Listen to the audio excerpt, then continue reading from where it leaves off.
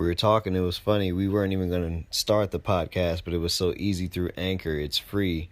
There's a creation tool that allows you to record and edit your podcast right from your phone or on your computer. Anchor will distribute your podcast for you so it can be heard on Spotify, Apple Podcasts, and many more places. You can make money from your podcast with no minimum listenership. It's everything you need to make a podcast in one place. Download the free Anchor app or go to anchor.fm to get started.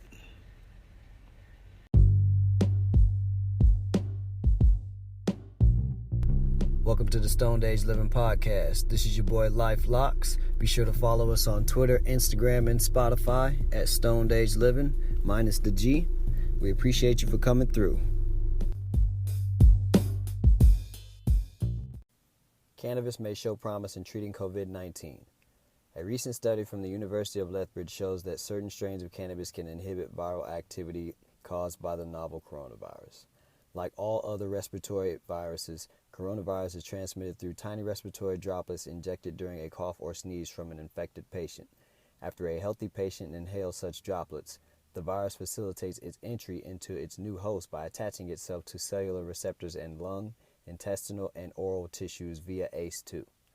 The main cellular receptors responsible for COVID-19's entry into host cells. Researchers injected different extracts of sativa into artificial human tissues containing ACE2. The results were promising, as some strains reduced viral receptor activity by 73%, leading to less likelihood of becoming infected. Scientists in Israel are now conducting 3 clinical trials to test the effects of CBD in repairing cells damaged by COVID-19, citing the plant's well-known anti-inflammatory properties. Now, another article posted by High Times also cites research by Zeus Life Sciences, whom specialize in infectious diseases, and will determine if cannabis-based compounds can play a role in the fight against the novel coronavirus that caused COVID-19. All right, so let's pause for a second here. Basically, what this article is saying is that CBD may possibly assist some of the vaccines that they're coming up with for the coronavirus. It's not saying that it's killing the disease. It's not saying that it's stopping you from catching it 1,000%, but it is actually playing a crucial role in stopping the virus from connecting to your main cellular receptors. And it kind of makes sense because if you understand how cannabis actually interacts with your body, it's accepted in your body from your CB1 receptors.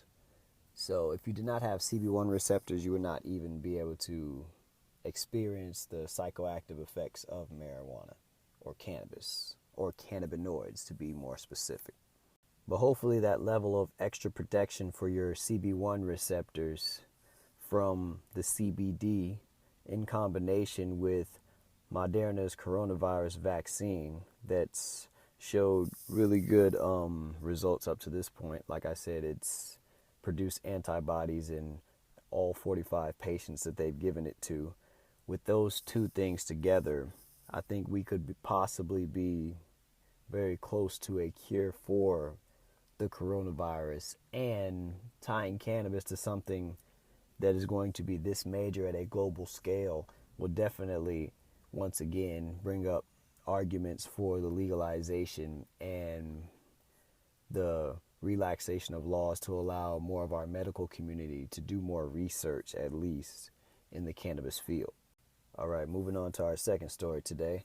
Oklahoma approves cannabis breathalyzer pilot program. Oklahoma lawmakers last week approved a bill requiring the Department of Public Safety to spend $300,000 on creating a pilot program for breathalyzers that test for cannabis impairment.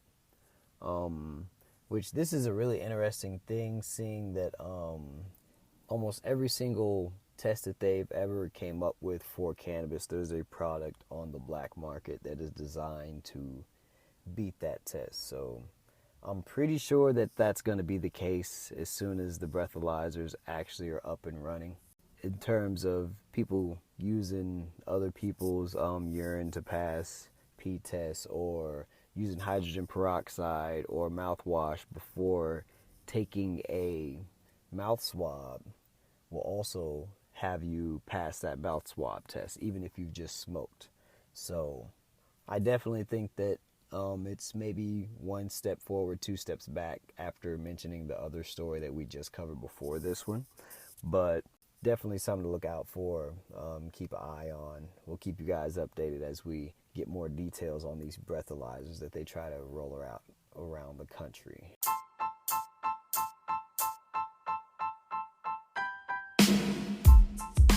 This has been another episode of the Stoned Age Living Podcast. Listen to hear LifeLocks cover the biggest cannabis headlines daily. Follow us at Stoned Age Living on Instagram, Twitter, YouTube, Apple Music, Spotify, and anywhere else that you could possibly type it in. Tune in for cannabis news daily. We'll see you guys tomorrow. Thanks for checking in.